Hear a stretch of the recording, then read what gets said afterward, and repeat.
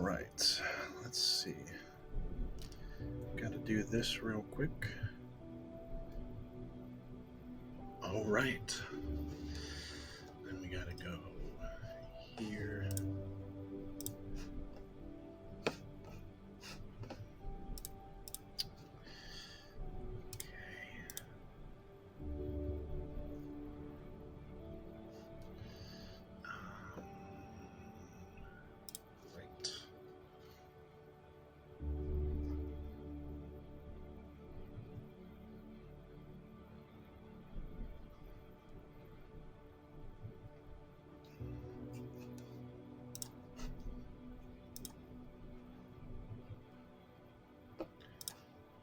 Okay, very interesting.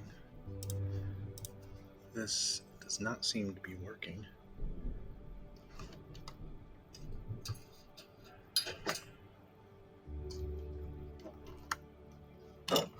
Which is very interesting. So give me 1 second. I will be right back. Having a little bit of difficulties.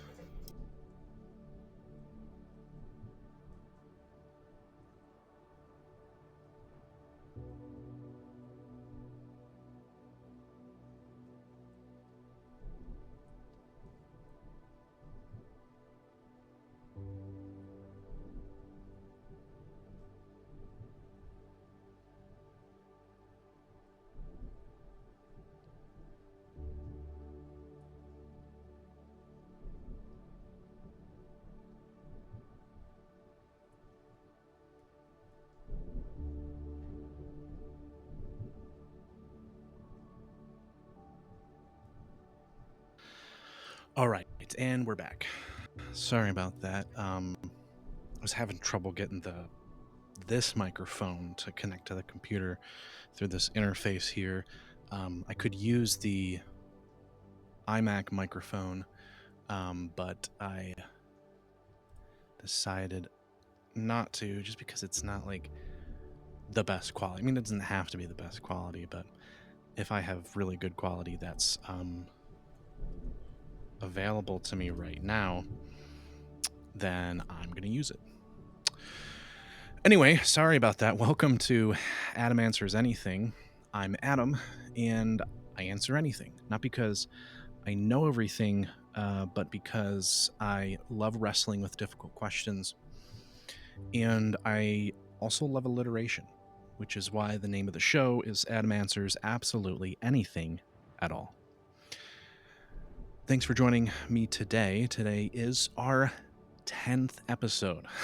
I have made 10 episodes of Adam Answers Anything. They've gone by very quickly, mostly because I try to do 2 a week. But it feels awesome to have that many episodes under my belt already. So once again, thanks for joining me today. I'm Adam, and I'm excited to wrestle with and dive into today's question. Before I do, however, I just want to make 2 quick little notes. The first is that if you look over there, there's a little QR code. If you would like to ask me a question, or if you would like to be on the show with me to wrestle with a question together, go ahead and scan that QR code. The QR code is going to take you to a Google form. In the Google form, it's going to let you fill out if any question that you might have, and it's also going to give the option to say whether or not you would like to be on the show to actually wrestle that question that you've submitted with me. I think that would be super fun, super exciting. I would love to do it. I would just love to have anyone on the show to be able to wrestle with questions together with them. So if you're intrigued at all, if you just love conversation about deep topics, then scan the QR code. And it doesn't, even if you don't have a question and like a specific burning question in your mind, it can be a question about anything. It's just sometimes it's the conversation that's just the rich part, not necessarily the question. So what do you have to lose? Go ahead and scan the QR code. I don't think that I bite. I'm kidding. But anyway, Second thing I want to say is that I would love to hear what you have to say, more than what I have to say, because I talk a lot, and I hear myself talk a lot. But I'd really love to hear what you have to say, especially about the questions that I wrestle with on the show.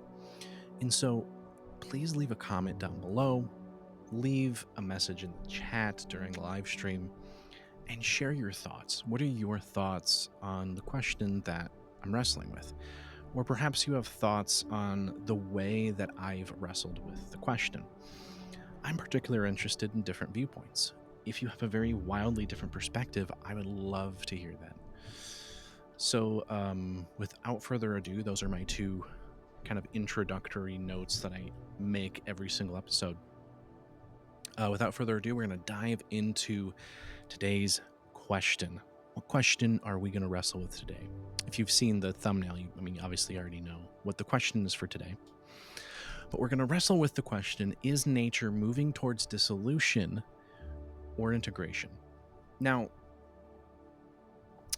in almost every episode that we've done, we quite just naturally take a 3 major point structure to how we tackle the questions.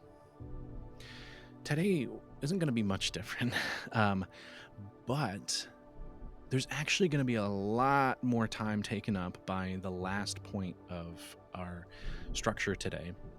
And that point being, what does the Bible have to say about this question? That's actually going to be the majority of where we're going to spend our time today. I'm just going to move my windows a little bit to that monitor so I can see my notes that I have taken here.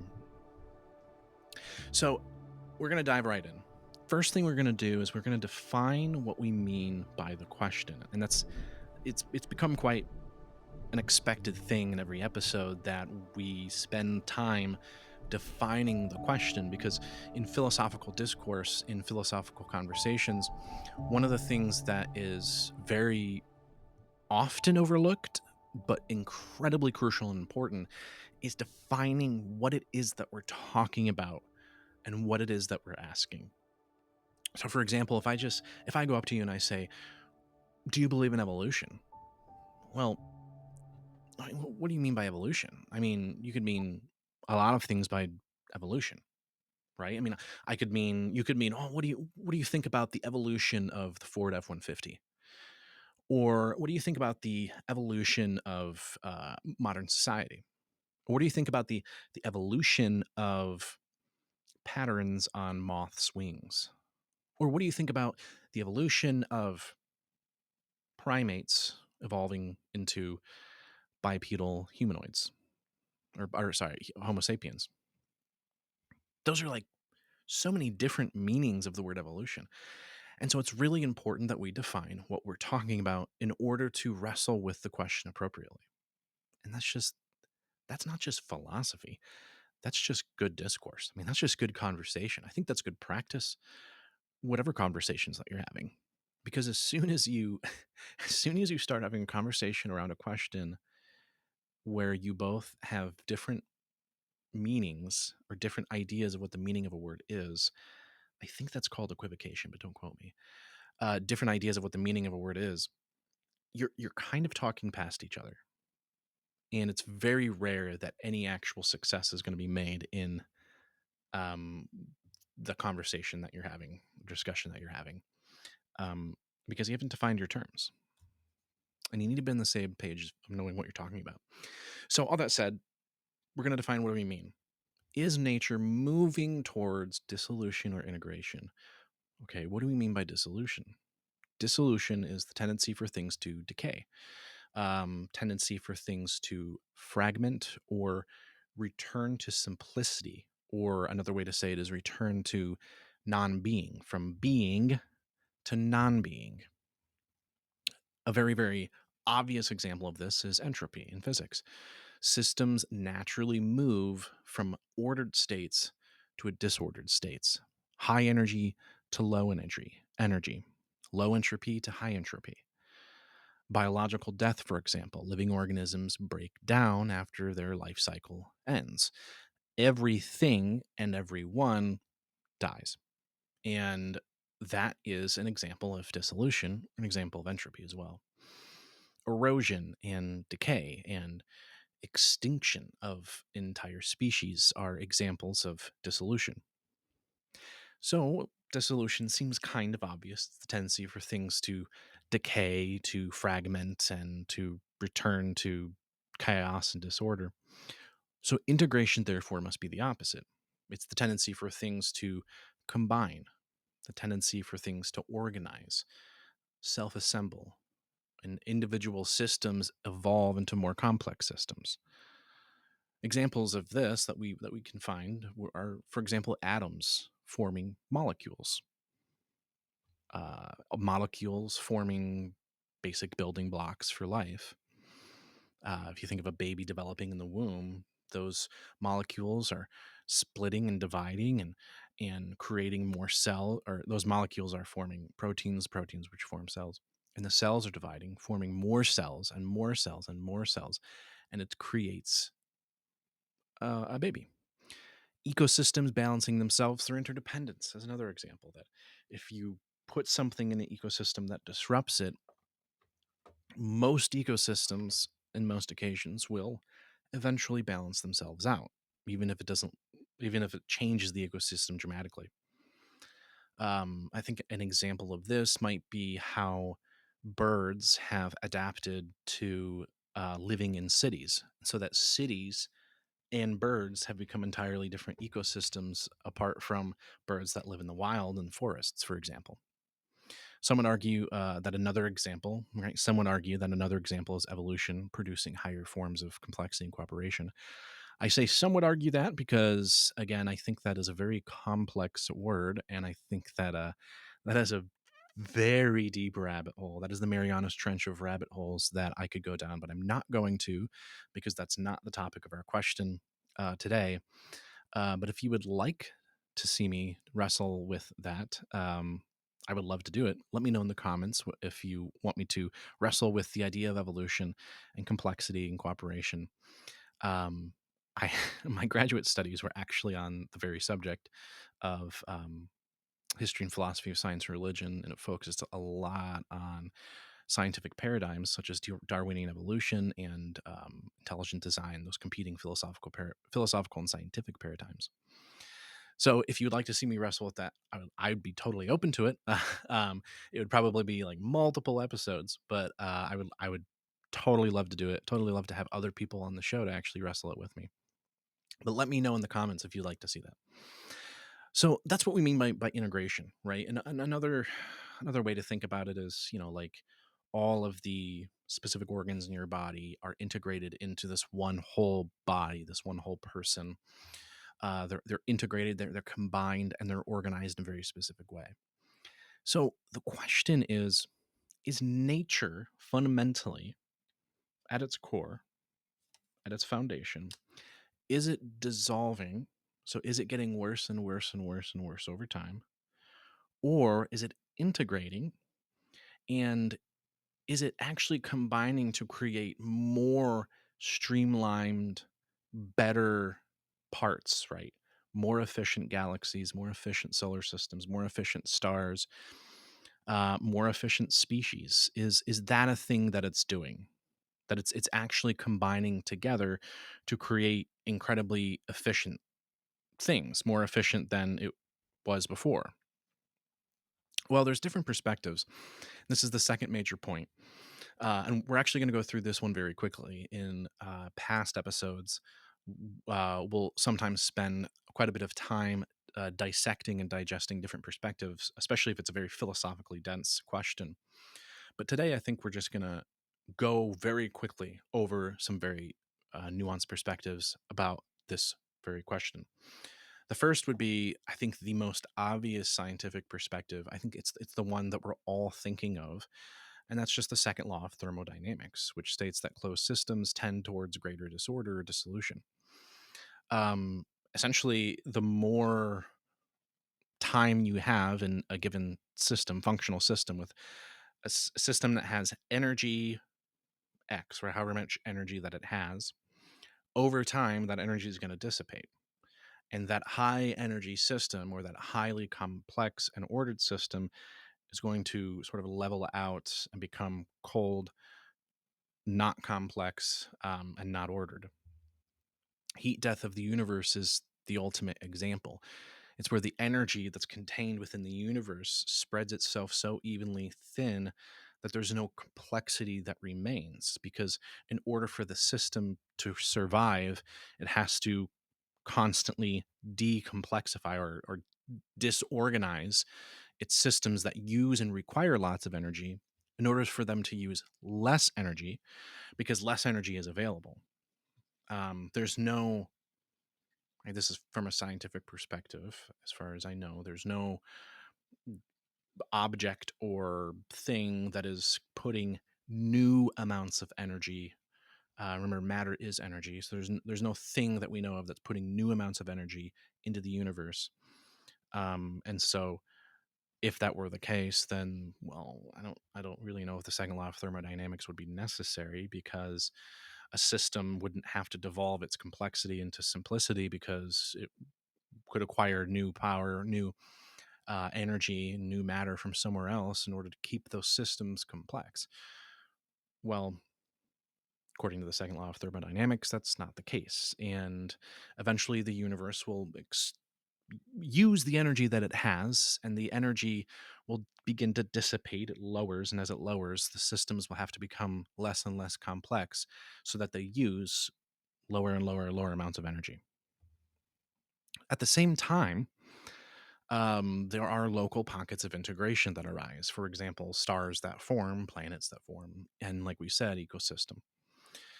There are some scientists like Stuart Kaufman who would argue that nature has a self organizing principle alongside entropy. So I think an easy way to kind of explain that is that as entropy increases, so as disorder increases and energy is expended, new organizations of systems pop and arise out of necessity, because they functionally cannot use the same amount of energy that they were using before, because the energy is decreasing. And so they reorganize into something more simple. And that something more simple requires less energy. So that's what it uses. Um, that's like a, I guess, a coexistent model, or maybe like a complementary model, where the dissolution exists alongside the integration.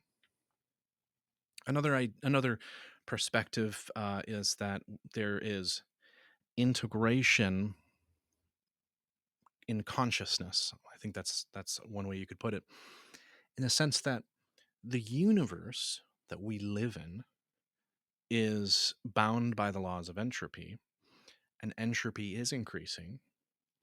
But our universe isn't the only universe which exists. Beyond the universe, there is integration. And what I would, or what when I say I mean scientific perspective, would mean is, it means that there's an unlimited number of universes, which means that there's an unlimited amount of energy theoretically existing somewhere. And we could use as many of these universes as we really wanted to use and never really run out of energy. There's also this whole idea of the universe having a ephemeral metaphysical essence that is called like the universal oneness. Some call it monism, some call it panentheism, but it's this universal oneness that is the integration of all things into a whole. And even though the universe itself is decaying, that universal oneness is not in constant flux. It's not decaying. It's actually the integration of all things. Now we're getting a little bit more into the philosophical perspectives, especially when we talk about things like monism. Greeks, obviously, the Greek philosophers had their perspective. Heraclitus was very famous for talking about flux, his idea that nature is in constant flux. It's a balance between constant destruction and creation at the same time. He said that the way up and the way down are one and the same. So for Heraclitus, back in ancient Greece, the answer was both, that things are constantly being destroyed, but then there are things being constantly created. Aristotle saw purpose in nature. He called this the potential of place, that things move towards their potential or where they are intended to be. For example, in Aristotle's natural philosophy, there was um, fundamental elements: earth, wind, fire, water, air. And then there is a spiritual element, or sorry, the air is the spiritual element. Earth is the lowest of the elements, and its potential place, the place that it wants to be, is towards the center. That's why the earth that we stand on, the material earth, is the lowest parts. It's the lowest part of things. On top of that is water, and then air, and then fire, which are the stars, and then the divine element. So Aristotle saw that there was an integration in all of the fundamental nature's elements of reality. And then we come into more modern philosophy. People like Schopenhauer emphasize that nature's blind, it's self consuming.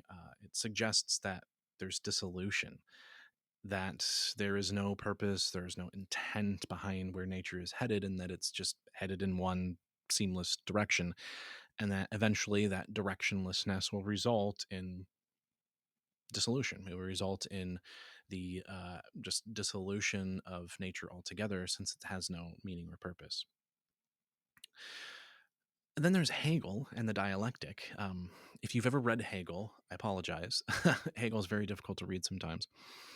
And what we mean by dialectic, this is Hegel's dialectical. What we mean by dialectic is thesis, antithesis, and synthesis. That you have a thesis, but then you have an antithesis, the opposite of that thesis, come together and they form a synthesis, a new idea that is the product of these two opposing ideas. Hegel would argue that reality progresses through contradiction. Dissolution is necessary for a higher integration. That when you have dissolution and integration together, they come together to form an even better integration than before. So Hegel would say, well, the dissolution is necessary because without the dissolution, we wouldn't have the progress of building up greater and greater integrations. So these are some of the perspectives on this question. I think a lot of the conversation revolves around the scientific perspectives, because I think that the scientific evidence that the universe as a closed system is at the whim of higher and greater entropy. And so I think it makes philosophical conversations difficult when you're specifically talking about the universe or just all of nature. I think philosophical conversations are valuable when we're talking about cultures and societies, or we're talking about knowledge, perhaps. So I think there's an like almost innumerable number of ways that we could go with this conversation in philosophy that don't necessarily have to directly do with nature. But I think that when we talk about nature specifically, when we talk about the natural world specifically, there are a few very fundamental Greek philosophies that touch on the subject. But once we get past sort of the basic observations from the early scientific revolution that the universe as a closed system is at the whims of entropy, then I think that it becomes more difficult to sort of, have conversations that are anything but having to deal with dissolution. Um, I I don't necessarily know. I mean, there could be. I could be completely wrong about this, because remember, this is just Adam answers everything. It's not Adam's right about everything. That's for sure. That is absolutely for sure. Um, but I don't know of any philosophical perspectives that would like genuinely argue that the universe as like a mechanical scientific system is actually not dissolving in any way. I don't know of anything like that. Perhaps there is, but there's always the nuance of, well, there's a spiritual aspect to it, a metaphysical aspect to it. I don't know of any just like on a purely naturalistic perspective. So, well, that's what the philosophical and scientific perspectives are, right? That's what most people, I think, would say. I think most people would answer the question in that way, and they'd maybe say, well, maybe there's a convert or a convergence of both of them, that it is dissolution and it is integration at the same time. I think it's easier to say that if you allow for some presuppositions, such as the many worlds hypothesis, such as the which is called vacuum fluctuation hypothesis. Especially when you get into the realm of quantum theory and string theory, I think it's easier to argue either that the universe is not a closed system, or that uh, despite there being dissolution in our universe, there's an unlimited number of universes, which means there's also an unlimited limited number of ways that we could potentially integrate instead of dissolute. So I think when you make those presuppositions, and the reason I say presuppositions is because much of quantum theory, although we have some indication that there may be some evidence that supports certain quantum theories, most of it is unsupported. And a lot of it's theoretical, which is why it's part of theoretical physics. And it's a way of quantum theory, string theory, many worlds hypothesis. Those are all systems. Those are all uh, theories and perspectives that revolve around a very naturalistic way of thinking about and conversing about the world that we live in. Now, if you're not married to a naturalistic paradigm, if you're not married to a materialistic way of seeing the world, well, that opens the door for many, many different possible interpretations and perspectives on answering this question. And one of those is a theistic perspective. One of those is, what does the Bible have to say about this question? So this is kind of where I want to spend most of my time. If you'd followed me this far, um, thank you. I know a lot of that may have been really dense, and I apologize. I hope it was informative and useful, because I do think that the scientific perspectives are really important for us to consider, to ponder, and to at least pay attention to. I really do. Um, but I think that in some sense, the answer to this question is partly obvious. And what I mean by that is it's almost like a phenomenological perspective, in the sense that it seems very obvious to the average person walking along the street. It seems very obvious that the answer to this question is that nature is dissolving, right? Regardless of whether or not it's like somewhere in between, or there's like dissolution, but then some integration. Regardless of that, doesn't matter if there's like an in between. At the very least, I would argue that it's quite apparent that there is dissolution. Like, that we can be sure about that because our everyday experience tells us that. And so I think these scientific perspectives are very important. Second law of thermodynamics, complexity, and emergence, I think they're really important. But I think that dissolution is unavoidable. I think that the idea that the universe in some way is dissolving is unavoidable. And I think a lot of these perspectives a lot of these perspectives, a lot of these views, a lot of the ways that these perspectives would answer this question, almost all of them are simply ways to try and deal with the dissolution. There's simply ways to try and get around it, ways to try and deal with it, ways to try and overcome it, like actually prove that there is no dissolution. I would argue that almost every perspective, or whether or not it's philosophical or scientific, almost every single one of these, it has to do with overcoming dissolution. Now, the Bible also overcomes dissolution, but the Bible also very strongly shares with us its perspective on its answer to this question, which falls quite in line with our phenomenological, or our everyday sort of perspective on this question. What does the Bible have to say? All right, this is where we're going to be spending most of our time. So if you need to go take a break, I recommend you go take a break, because we're going to dive in and we're just going to like go at 100 miles an hour. And hopefully it's going to be really great. But what does the Bible have to say about this question? One of the best examples of the Bible answering this question is found in Romans chapter 8, where Paul is writing to the Christians in Rome about the joy that is to come, but the suffering and anticipation that we have to face in the meantime. Paul says this in Romans chapter 8. We're going to start in verse 18. He says, I consider that our present sufferings are not worth comparing with the joy that will be revealed to us.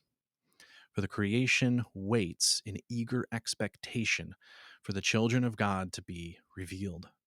For the creation was subjected to frustration, not by its own choice, but by the will of the one who subjected it, in hope that the creation itself will be liberated from its bondage to decay and brought into the freedom and glory of the children of God.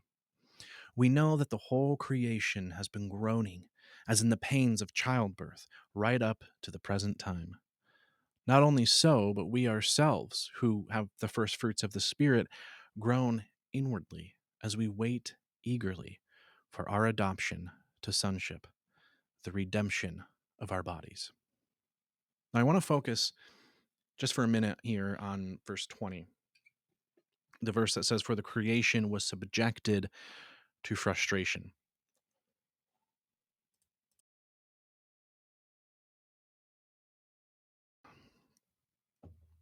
What does Paul mean by frustration? Well, let's look at the actual Greek word that Paul uses here, right? Because obviously, New Testament, much of the New Testament was written in Greek. Paul's writing in Greek, writing to a Greek-speaking audience. What's the word that he uses here? Well, the word is mataiotes. Mataiotes. And the word mataiotes, according to Strong's Greek dictionary, Strong's Greek concordance, it defines the word as vanity, futility, or emptiness. In fact, different translations, depending on one, ESV, NIV, depending on the translation that you're using, they'll use different words here.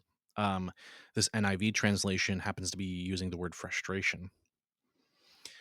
It also describes the word, when used figuratively, as meaning transient. Now, what is transientness? It's the fleeting nature of things. If you watch the video, actually on the YouTube channel, I have a video about the philosophy of fish. And in that video, I actually talk about a Japanese concept in Zen Buddhism called wabi sabi. And it was either the word, I want to say it was the word sabi. Actually, don't remember which one it was, either wabi or sabi. But one of those words means the transientness of life, the transience of life. That's not literally means that, but that's the idea that it conveys. It's the fleeting nature of things. That's what transience is. Now, I want to hold that word. So hold that word and that thought in your mind, because I want to come back to it. Transience, transient nature of life. Hold that word in your mind. We're going to come back to it, because there's a beautiful parallel to this meaning in the Old Testament that I want to look at. Now, I love the way that Helps Word Studies. Okay, this is another sort of Greek dictionary. I love the way that it defines this word. It says that the word mataiotes is aimlessness due to lacking purpose or any meaningful end. I don't know if you've ever driven in like a big city, but for me, I remember driving in a big city several times. I mean, when I lived in Seattle, I drove in the city. I remember driving through Pittsburgh several times. It's very easy to get lost if you don't have, right, your all-knowing Google GPS up there or Apple Maps up there telling you what to do and where to go. There were several times where I felt confident, like, oh, I know how to get where I'm going. I've been there like twice before. I should have it nailed down. So I intentionally don't use my GPS because I want to make sure that I can memorize this location because I've driven there many times before. Well, there have been a number of times where I overestimated my confidence, my ability to remember the location. And I got lost and I ended up several miles in the wrong direction. I had to admit defeat, open up Google Maps, and find my way to where I was supposed to be. And I knew where I was going, but I was lost because I didn't know how to get there, at least on my own. You see, the difference between this illustration and what this verse is telling us is that rather than simply not knowing how to get to where I am going, the destination in its entirety has been removed from creation. In other words, imagine driving in a city with no destination, yet you feel with everything in you that you're supposed to be going somewhere and heading in some direction. Imagine the tension and anxiety you would have if you found yourself driving fast to get to where you have to be. That I have to be somewhere important. There's something really important. We're really late. We got to get there. We got to get there now. But you don't know where you're going. You don't know where you're driving to. And what's worse is that you don't know that you don't know.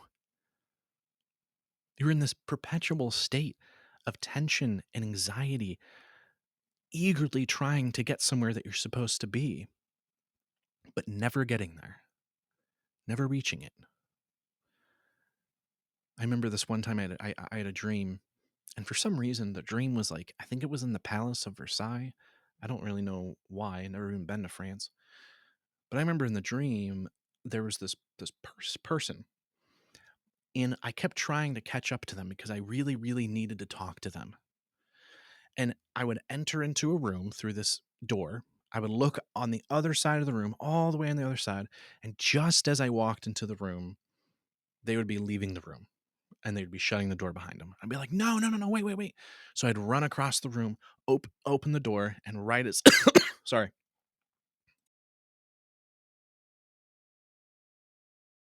sorry about that. I would see them right across the room and I would run to the other side of the room, open the door. Right as I opened the door, they were walking through another door and the other door was closing. So it would repeat itself over and over and over again. In the dream, it just repeated over and over and over again. I'd be walking through a door, they'd be leaving, and I would constantly be trying to catch up to them but never find them. Imagine you have no destination, no purpose, just this intense urgency that you're supposed to be somewhere, but you don't know where it is, and you don't know that you don't know where it is. You don't know that you're driving aimlessly. You don't know that you're lost. You see, Paul is talking about creation here. That's what he's talking about here in Romans. But this idea doesn't just apply to physical creation. He's applying it to physical creation, saying that creation had a purpose, but it was subjected to purposelessness. It was subjected to aimlessness.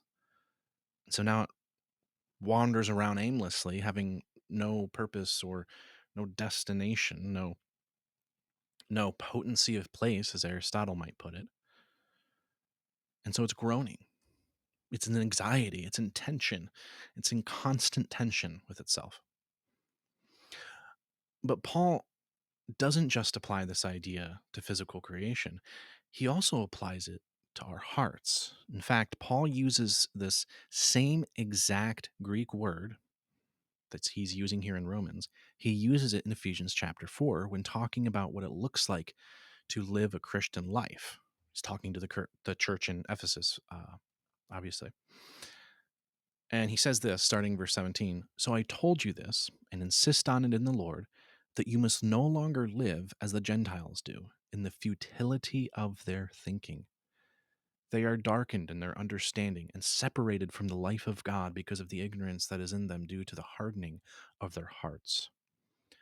Having lost all sensitivity, they have given themselves over to sensuality so as to indulge in every kind of impurity, and they are full of greed. That, however, is not the way of life you learned when you heard about Christ and were taught in him in accordance with the truth that is in Jesus.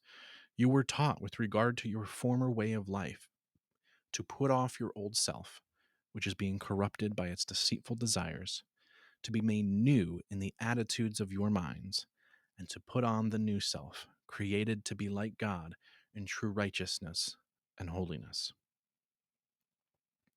We saw that same word, mataiotes, we saw the same word being used here in verse 17, futility.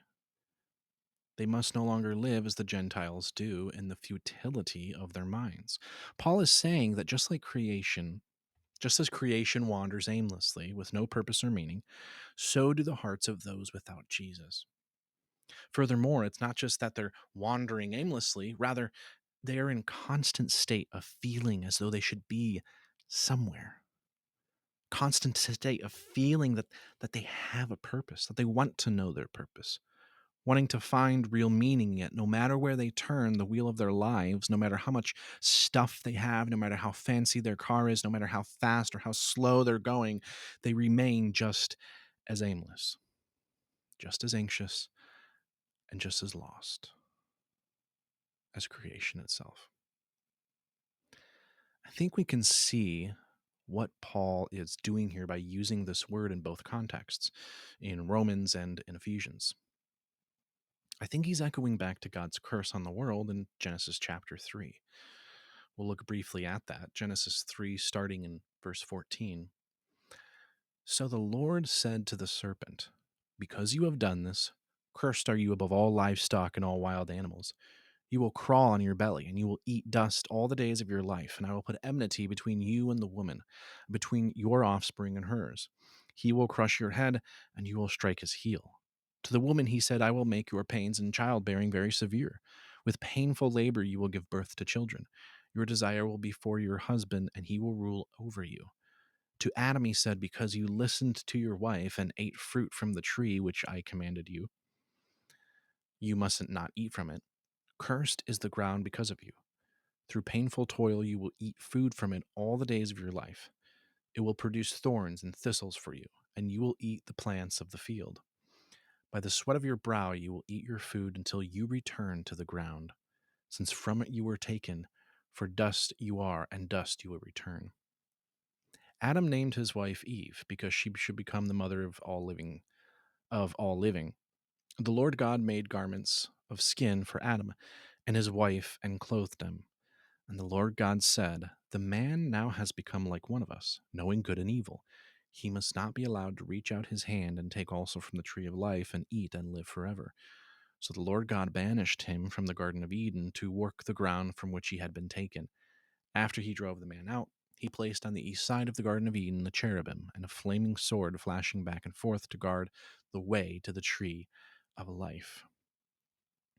Notice that God doesn't just curse the physical world. Right? We spend most of this section here talking about his curse on the physical world, creating a separation between his intent for creation and creation itself. Right? When God made the world, the universe, and everything in it, he declared that it was good. God had a purpose in creating all that he made. And yet, here in his curse upon the world, he creates a separation between that purpose and intention and between the creation itself. And he spends most of this section talking about it. And I think the section that we sometimes forget is the part where God talks about the spiritual separation between Adam and Eve and God. See, we see this when he says they have eaten from the tree of the knowledge of good and evil. So now they know good and evil. They must not be allowed to take of the tree of life and eat and live forever. So God banished Adam and Eve from the Garden of Eden to work the ground from which he had been taken. See, now there's a separation, not just between nature, the purpose of nature, and nature itself, but now there's a separation between man and between God. And this is indicative of our spiritual separation, right? We're spiritually separated from the one who has created us. The physical separation of Adam and Eve from the Garden of Eden is indicative of the spiritual separation of us from God as a result of our sin. As a result of Adam and Eve's sin, they were separated from God. Right? Because in the Garden of Eden, that was the dwelling place between Adam and Eve and God. It was where they dwelt together in shalom and in unity and in harmony. And after sin entered into the world, they were expelled from the dwelling place of God, the place where God resided in the Garden of Eden, and they were separated from him, physically and spiritually.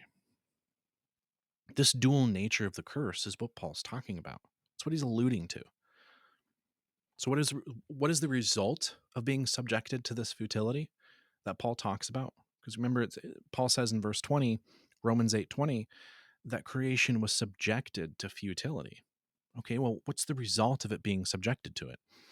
Well, we see this result in the following verse, verse 21, that the creation itself will be liberated from its bondage to decay. Just as the result of our exposure to futility is our bondage to sin and death, the result of creation's exposure to futility is bondage to decay. I want to go back now to the word transient. Remember, I told you to lock that word and lock that thought in and keep it there because we're going to come back to it. I want to come back to it. We see transience in every day in our lives when we need to fix our car or when we need to fix something in our homes. Everything around us is transient. It's here for a moment and then it's gone the next. It's no mistake that this word transient reminds me of Ecclesiastes.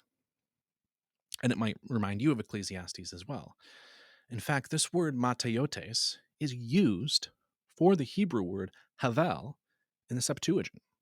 Now, if you don't know what the Septuagint is, extremely basic explanation is that the Septuagint is the Greek translation of the Torah, of parts of the Old Testament. It's the Greek translation of the Old Testament. Now, what's particularly important about the Septuagint is that this translation was done in, what is it, the 2nd or the 3rd century BC.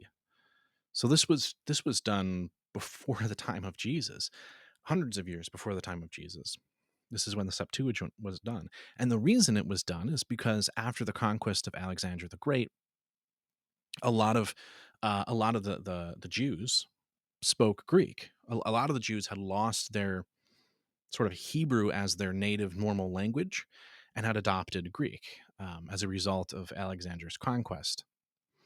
And so the Septuagint became a very important mission or goal, right, to translate the Old Testament from Hebrew into Greek, because there were large populations of Greek-speaking Jews that wanted access to the Old Testament. And there's varying perspectives and stories on how exactly the Septuagint came about. But one of those stories is that there were scholars taken from all the 12 tribes, and they were put together in a room in a palace, and they copied the New Testament into Greek. I don't know if there's like one agreed upon narrative, but I did say it was going to be a very just simplified explanation of what the Septuagint is. But the reason why that explanation is important because it gives us an understanding of the Old Testament Hebrew in a way that we wouldn't have had before, because now when we see Greek in the New Testament, we can trace that Greek back to the Septuagint because the authors or those who were translating the Old Testament Hebrew knew the Hebrew very well, and they knew Greek very well. And so when they use a word in Hebrew in replace of, or sorry, when they use a word in Greek in place of a Hebrew word, well, we should be able to trust with some, with some sense of confidence that the Hebrew word has almost an exact similar meaning to that Hebrew word. The Greek word has almost an exact meaning to that Hebrew word. I hope that makes sense. I hope it didn't just confuse everybody, but that's a very just simplified explanation of what the Septuagint is. So when the translators of the Septuagint use the word mateiotes in exchange for the word havel in Ecclesiastes, we have every right to assume and believe that the Hebrew word havel in Ecclesiastes has the same exact meaning as the word mateiotes in Greek. And Paul knew this too. Like Paul would have known this when he was writing his letter and using that exact word. Let's read a little bit of Ecclesiastes. Starting verse 1, chapter 1. The words of the preacher, the son of David, king of Jerusalem. Vanities of vanities. There's that word. Vanities of vanities. Mateiotes of mateiotes, says the preacher. Vanities of vanity. All is vanity. What does it mean? What does man gain by all the toil at which he toils under the sun? A generation goes and a generation comes, but the earth remains forever. The sun rises and the sun goes down and hastens to the place where it rises. The wind blows to the south and goes around to the north, and around goes the wind. And on its circuits the wind returns. All streams run to the sea, but the sea is never full. To the place where the streams flow, there they flow again. All things are full of weariness, and man cannot utter it. The is not satisfied with seeing, nor the ear filled with hearing. What has been is what will be, and what has been done is what will be done. And there is nothing new under the sun. Is there a thing of which it is said, "See, this is a new thing"? It has already been in ages before us.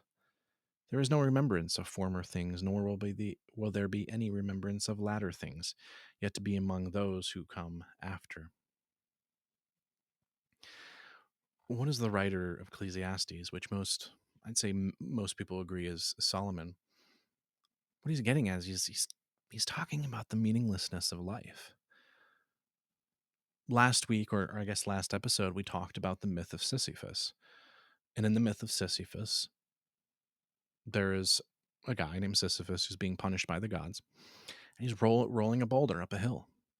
And his punishment is that as soon as he gets to the top of the hill, or as soon as he's about to reach the top of the hill, that boulder inevitably rolls all the way back down again to the bottom of the hill. And he has to start again for all of eternity, over and over and over and over again.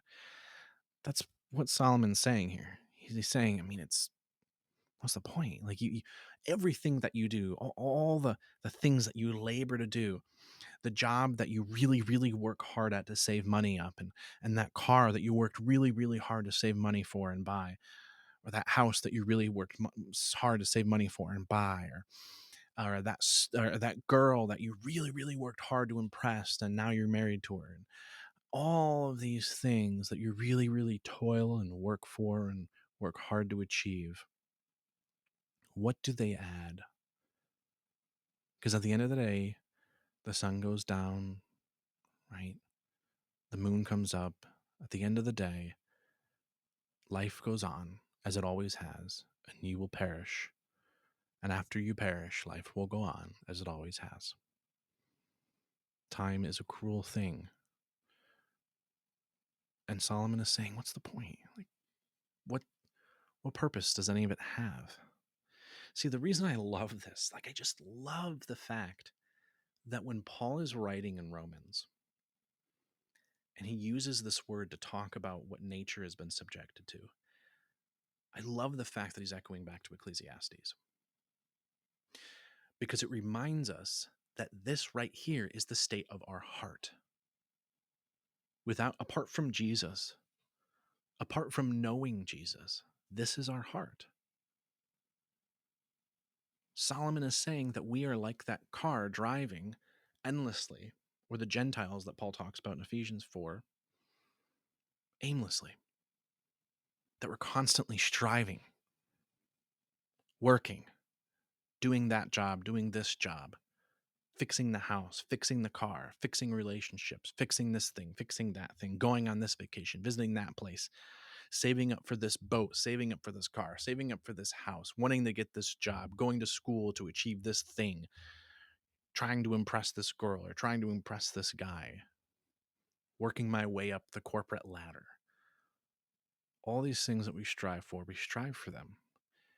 And yet at the end of the day, what meaning does any of them have? In other words, none of them are the destination that our hearts long for. Our hearts long for a destination and yet does not find them. Solomon spends almost all of Ecclesiastes talking about vanity, how everything is vanity.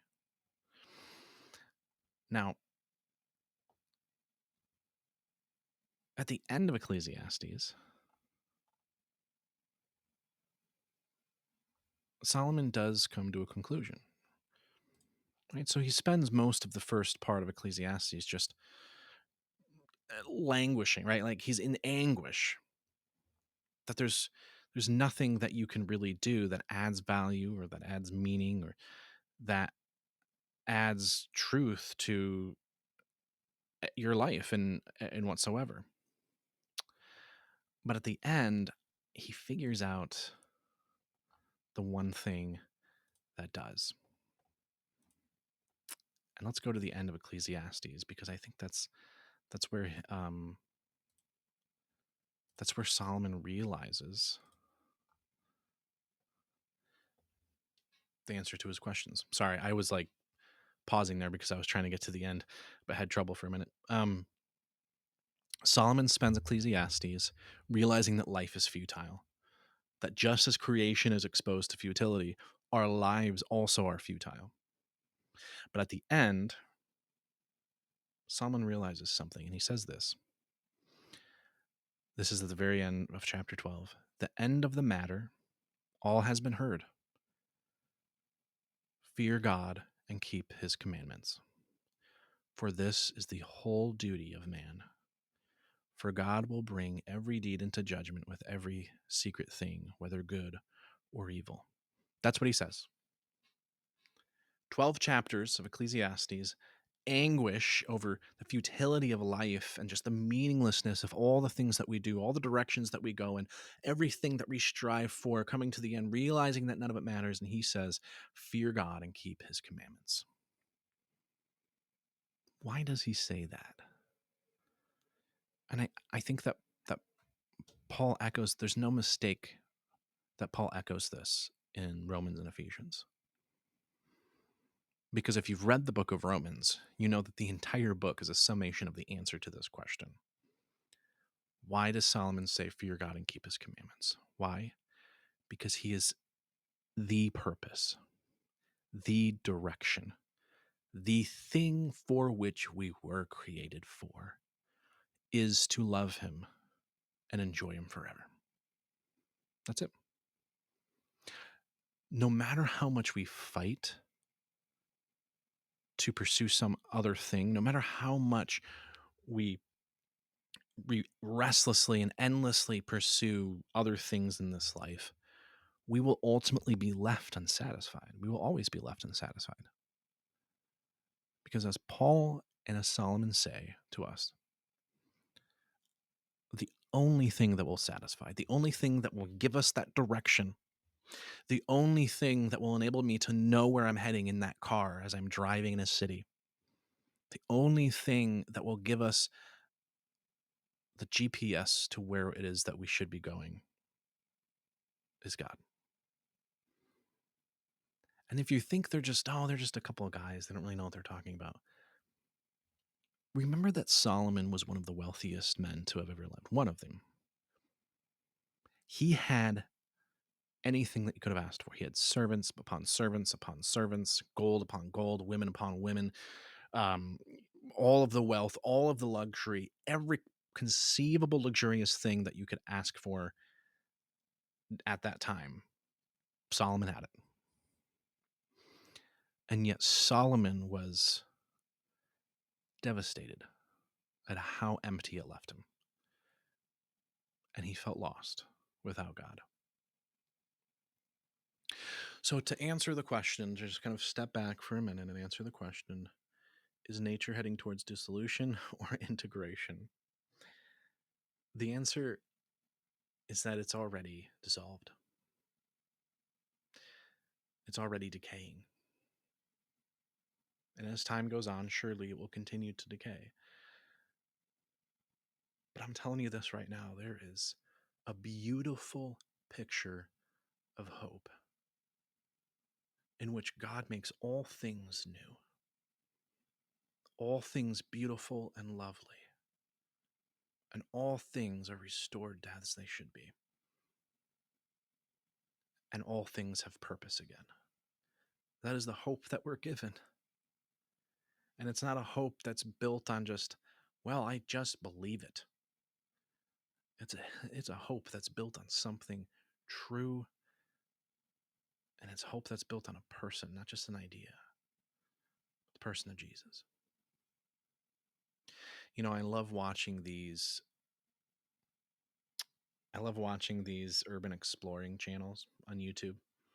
I actually love having them on while I'm working because it's kind of in the background and I can glance at it every now and then. But if you've never watched them, I would recommend Jeremy Explores. I really love his channel. But he goes into these houses, and one of the things that he talks about, Jeremy Explores in his channel, one of the things that he talks about all the time is how he can feel so much just love and life in a place that is completely empty, that is decaying. And that juxtaposition, that contrast, I think, is a remarkably beautiful and important thing for us to remember, that all things in this life decay. And it's sometimes heartbreaking to see him walk into these just simple houses on the end of a street, overgrown with shrubs. You could barely see it from the driveway.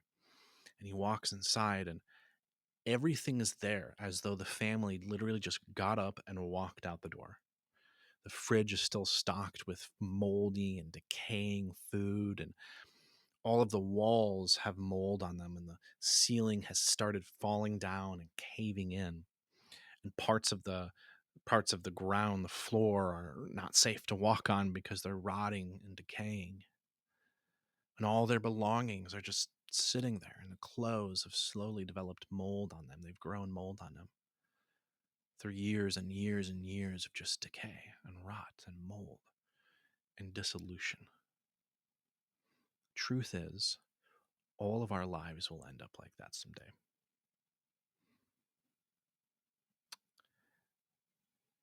And someday we'll have to answer the question, hopefully someday before we die, is all of this stuff worth it? So that was today's question.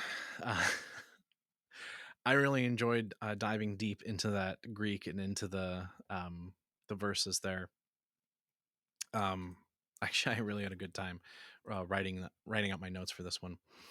If you enjoyed it, please let me know. And if you haven't already, please like and subscribe. That really, really, really does help this content like this to get shown and be available to people that want to see it.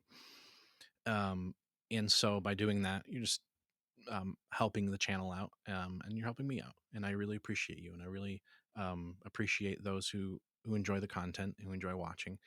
And if you've made it this far and any part of this was incredibly dense, I apologize.